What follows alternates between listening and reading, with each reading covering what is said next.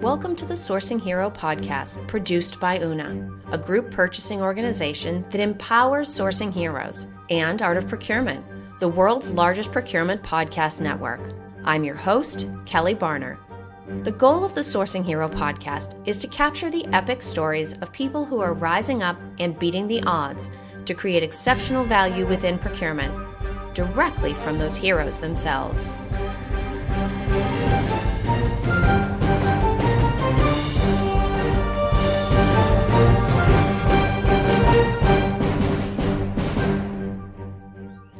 Today, my guest on the Sourcing Hero podcast is Maureen Woolshlager.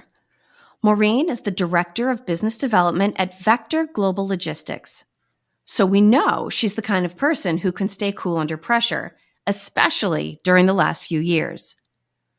Maureen's background is in manufacturing, supply chain, and account management, and she is also one of the hosts of Logistics with Purpose, part of the Supply Chain Now family of shows. Hi, Maureen. Thank you so much for being here with me today. Hi there. Thank you so much for having me.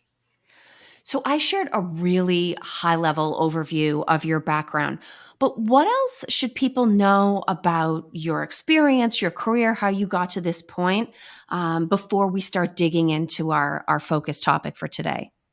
Okay. Well, I think one thing that's worth mentioning, I guess I was a liberal arts student and I got into supply chain and operations almost by accident after college. I worked for a company that only hired liberal arts students to manage their operations and their marketing and their supply chain. And their idea behind that, their philosophy was really to hire people who hadn't taken all the same undergraduate business classes and put them in a room, just instead hire people who have shown that they know how to think and try and have them solve some problems and bring some different solutions to the table.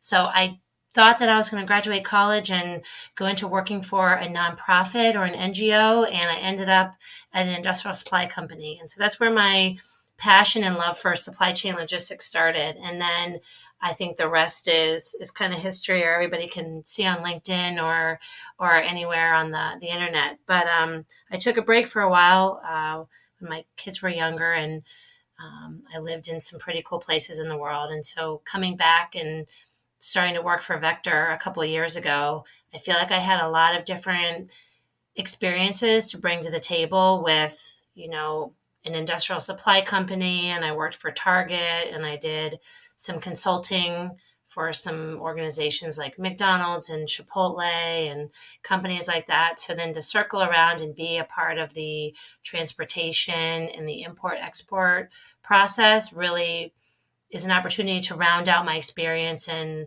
all different areas of the supply chain. So I think I have a pretty well-rounded experience, but I am always surprised that each week I'm encountering a question or a problem which is new to me, and it gives me the opportunity to still be challenged. Well, and speaking of challenges that require a well-rounded background to address, one of the things that people should know about Vector Global Logistics is that it's a very mission-driven team. It's the reason that the podcast is Logistics with Purpose. And Vector was one of the very first companies, at least in my network, to get actively involved in the days after Russia invaded Ukraine.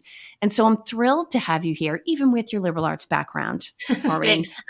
I'm procurement by way of Shakespeare, so you're in good company here. Right. But can you tell me a little bit about how your team decided that Ukraine was a place where you wanted to get actively involved? Well, to be honest, internally, we didn't really have to debate or consider it for more than about 3 seconds because, like you said, we are very mission focused, and we really do believe logistics is just one way to help bring people together and help make the world a better place. And so while every company has their sort of mission statement or mantra for being, we are always looking to do the right thing and get involved in those complicated areas or underserved areas and really try and make a difference. And I think if you're, in the logistics industry, you don't necessarily seek out those opportunities because they are more challenging. They require a lot more detail. They're the exception to the rule, right? And so once things start to unfold in Ukraine and Poland in that area, it was very easy for us to kind of come together under our leadership of Enrique Alvarez, who's our managing director, and say, okay, this is an obvious answer here. Let's get involved. Let's figure out how we can get involved. And so that is, we started talking right away about how we could do that and what we could do. Being that we are a logistics company, but we do work with people all over the world. We have customers in all different industries. Let's find a way to capitalize on that and leverage that. Not really capitalize, more leverage, and bring people together and actually make a tangible difference. Now, where has the primary focus of your efforts been so far? What are the kinds of activities and things that you and the rest of the Vector team, as well as your larger network, have been working on accomplishing?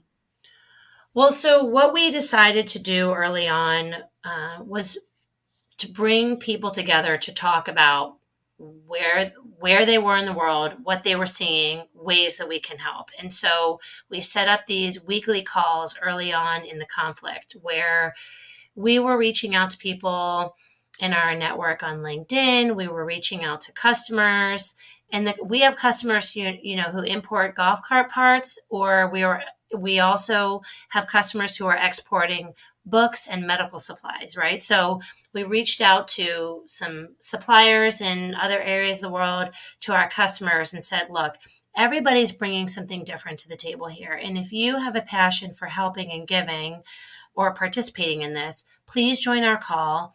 And it was almost like an open forum where we were connecting people, needs versus wants.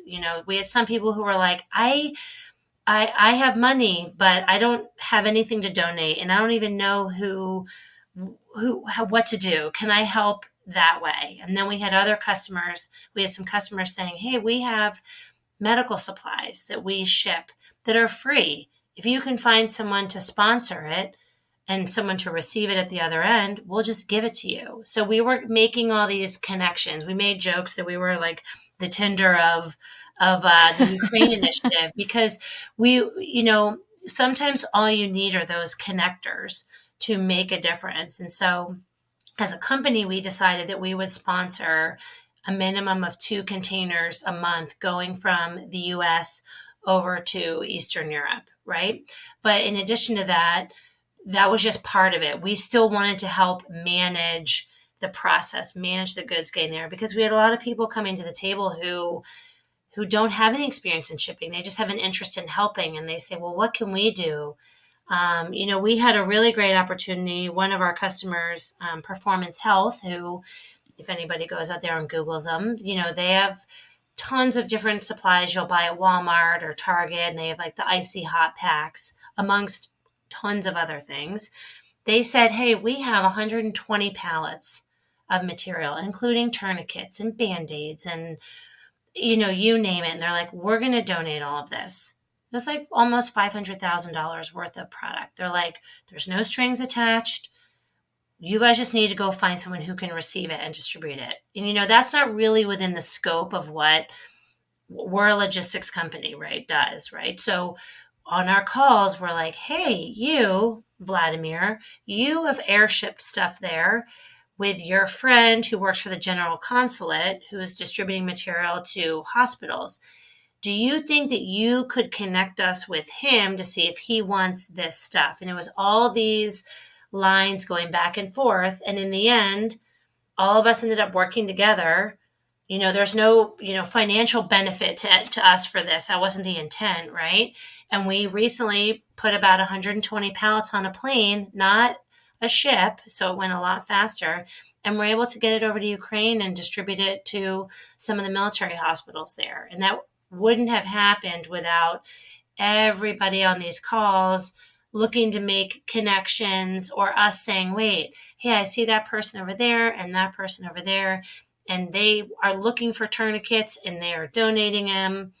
And those two people in their own silo did not have, the wherewithal to say, well, how can I get in touch with that person over there? They only came in contact because they attended our call. And so we felt really good about continuing to make some of those connections. And then if they wanted us to arrange the shipping, great. If they didn't, that wasn't why we were in it. We were just looking to try and use our power for good, you can say.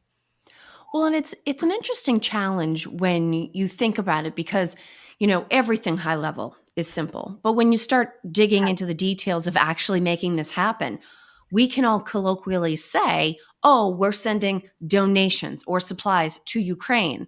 But Ukraine is not a destination address. There needs to be a person, a facility, someone on the other end. How big of a challenge was it for you to actually do that matchmaking of bringing, whether it was funds or specific shipments, and finding specific destinations to direct them to? That was actually the hardest part, was finding consignees, because Performance Health, their product was hung up for a while because we were reaching, again, I don't know anybody personally in Ukraine I can reach out to, or Poland. We were continually looking for connections during our calls, and we're like, look, we have all this material and it's free. And we are willing, if it goes over the ocean, we're willing to pay for it. And we have other people who are willing to pay for it, because it was going to be like 5 containers worth, right? But we were really struggling to find organizations on the receiving end who could receive it, could distribute it, who were willing to pay like the inland transportation, or if there were duties and taxes with that. So to be honest, that was actually the most challenging part. And in addition to that was managing the expectations of the donators, because, Okay. Performance Health was very, very patient with us, but they're like, we have all this stuff. And they thought it was just going to be like, sure, someone whisks in and picks it up. And I'm like, look, the challenge is finding someone who wants to assume That's right. the potential, one, receiving of it, and also, what's happened in Poland the past couple of months is that they are not as liberal and easygoing about these humanitarian aid shipments. So they are trying to, I don't want to say they're trying to capitalize on the money for duties and taxes, but it's a lot harder to clear things over there than it was a couple months ago. Um, and even though it's going to humanitarian aid, if it's, clearing through Poland, they're really trying to collect the duties and taxes on it, even though it's going right over the border.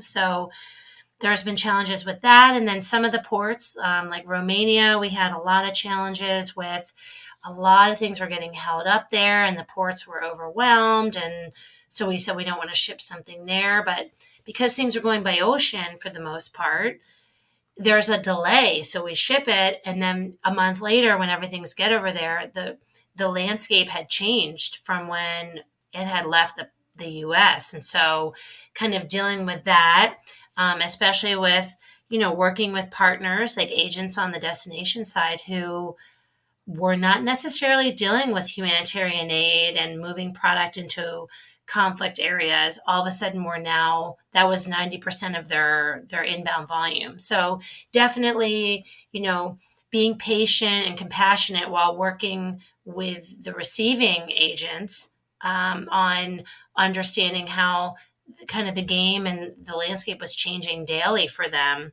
Where on our end, we're like, see, we did everything you asked. And they're like, oh, but it's totally changed 180 degrees now. We need to do this. And, it's a very dynamic environment. And, most of the people that we're working with on the receiving end, they're working at cost, and so are we. And we've been able to work with some steamship lines who, for these shipments, are charging us their cost. And so we're passing that directly on to whoever's paying for it. It's a very dynamic environment. And, it's interesting to be a part of it, and it feels good to be helping others in this way, because you wouldn't think a freight forwarder would have that much ability to make a difference. Well, and the effort has changed so much.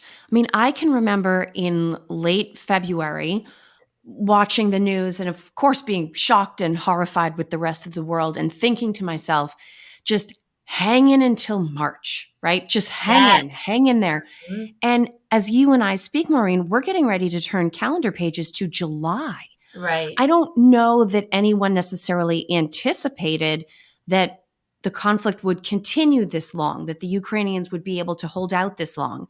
And so when you and I were talking about this the other day, you made an interesting point about the fact that, like any other longer term effort, this effort is starting to shift because it's no longer single day, right? We're now getting the sense that this is going to be a far more prolonged set of circumstances than anybody necessarily anticipated. Yes. How are you and the individuals and organizations that you work with starting to shift this effort to take that longer term view and hopefully make the support effort sustainable? It's a great question, I think, because what the first thing that we've decided to do is we've just shifted our calls to once a month because at first, once a week was needed, necessary. There was so much energy, excitement. There were so many needs, wants, like all these things going on that it was almost like we didn't have enough time in between, one meeting and the next because there was so much going on. And then we felt like, okay, let's make it every 2 weeks. And we did that for a bit. And then I realized, you know what? It's that, it's the interest is going down. The amount of donated goods has kind of whittled down a bit. There are still people interested in helping, but it isn't the same amount of goods that were, activity that was going on, 2 months ago, 3 months ago. And so we have shifted to do our meetings once a month, and we're going to kind of evaluate what that looks like and what our attendance is in July when we have our next meeting. But, we talked internally about, how long will we focus on just Ukraine? Because then, of course, not of course, but Afghanistan had Yeah.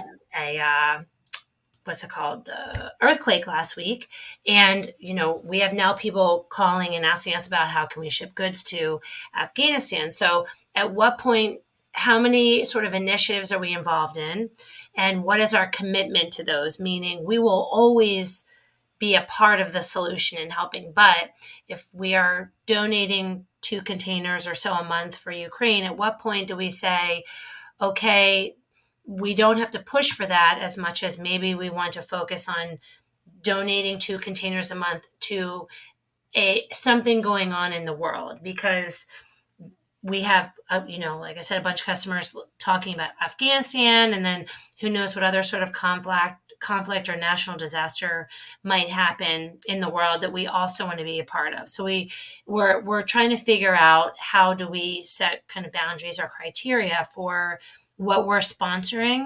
There's no boundary or criteria for what we're willing to actually help coordinate.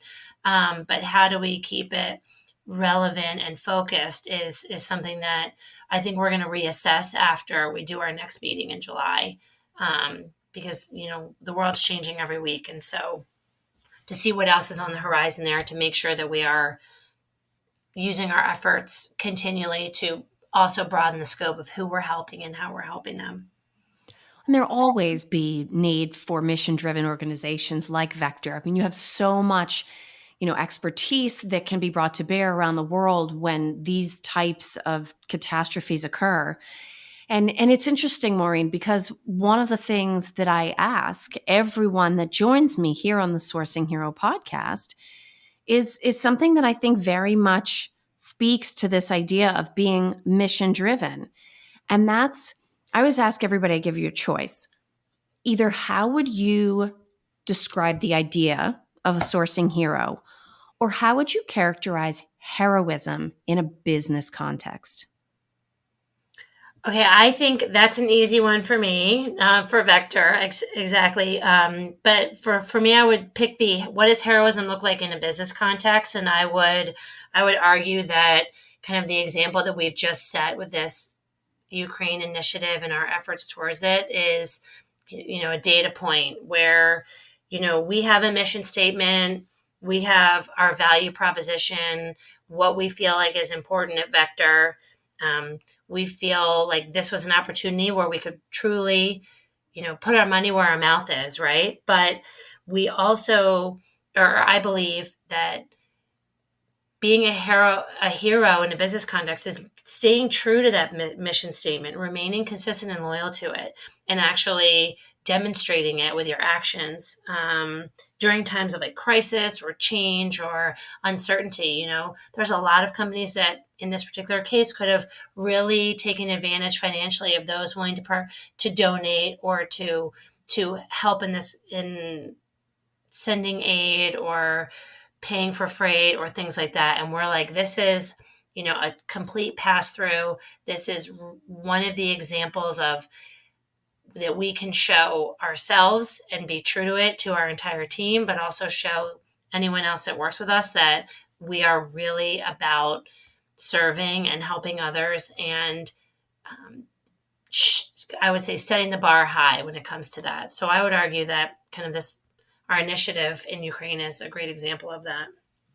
Well, and it's heartwarming to hear that you were able to partner with so many different types of organizations and not have people looking to make money off the effort, right? A lot of times I think corporations get sort of a bad name for being overly focused on profits. And this does serve as evidence that when people align themselves around an important cause, that certainly there are always costs to be borne, but that there doesn't necessarily also have to be anyone making a profit.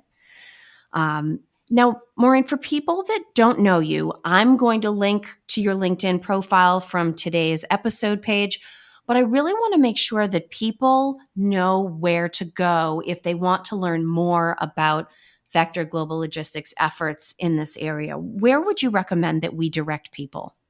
Well, we have a tab on our website that outlines what we're doing and a link if you want to register for any of our calls. And you can join us in video or audio, however you want. You can find our website if you click on my LinkedIn profile, or our website is vectorgl.com, and you'll see the Ukraine. It used to be a pop-up, but I think now it's in the lower right corner. So you can see that there, or you can message me on LinkedIn or connect with me there. And because it's in my profile, you can click on, I think it's blue, and see it that way too. But we post about a lot of things other than Ukraine. So the website might be the fastest way to get to kind of the summary of our efforts. That is excellent. Well, thank you for keeping up the good work, Maureen. Pass our thanks along to the rest of your team. And thank you, of course, for joining me here to share your experience and your expertise on the Sourcing Hero. Thanks so much for having me, Kelly. I appreciate it.